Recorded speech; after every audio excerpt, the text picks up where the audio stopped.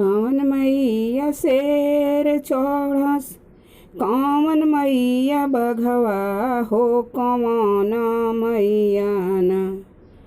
कौन मैया शेर चढ़स, कौन मैया बघवा हो, कौन मैया ना। करसु बाघा बासाहा सवरिया हो, कौन मैया ना। करसु बासाहा सवरिया हो, कौन मैया ना। दुर्गा मैया शेर चढ़स, अम्बे मैया बघवा हो कि भवानी मैया ना। दुर्गा मैया शेर चढ़स, अम्बे मैया बघवा हो, भवानी मैया ना। करसु बासाहा सवरिया हो, भवानी मैया ना। करसु बासाहा सवरिया हो, भवानी मैया ना। कौन मैया चक्र लिहली, कौन मैया त्रिशूल हो, कौन मैया ना। लिहली हाथवा कटरिया हो, कौन मैया ना। लिहली हाथवा कटरिया हो, कौन मैया ना। दुर्गा मैया चक्र लिहली, अम्बे मैया त्रिशूल हो, भवानी मैया ना। दुर्गा मैया चक्र लिहली, अम्बे मैया त्रिशूल हो, भवानी मैया ना। लिहली हाथवा कटरिया हो, भवानी मैया ना। लिहली हाथवा कटरिया हो, भवानी मैया ना।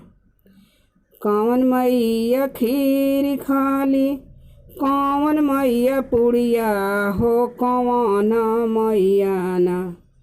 कौन मैया खीर खाली, कौन मैया पुड़िया हो, कौन मैया ना।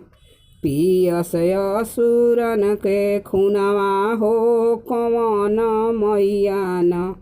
पियस असुरन के खुनवा हो, कौन मैया ना। दुर्गा मैया खीर खाली, अम्बे मैया पुड़िया हो, भवानी मैया ना।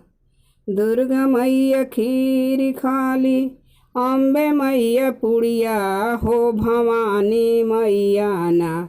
पिए असुरन के खुनवा हो, भवानी मैया ना। पियस असुरन के खुनवा हो, भवानी मैया ना। कौन मैया बोल देली, कौन मैया शक्ति हो, कौन मैया ना। बोल देली, कौन मैया शक्ति हो, कौन मैया ना। देली सेवकन के भक्ति हो, कौन मैया ना। देली सेवकन के भक्ति हो, कौन मैया ना। दुर्गा मैया बोल देली, अम्बे मैया शक्ति हो, भवानी मैया ना। दुर्गा मैया बोल देली, अम्बे मैया शक्ति हो, भवानी मैया ना। देली सेवकन के भक्ति हो, भवानी मैया ना। देली सेवकन के भक्ति हो, भवानी मैया ना। कौन मैया धन देली, कौन रतनवा हो कि कौन मैया ना। कौन मैया धन देली, कौन मैया रतनवा हो कि कौन मैया ना। देली गोदी में ललनवा हो, कौन मैया ना।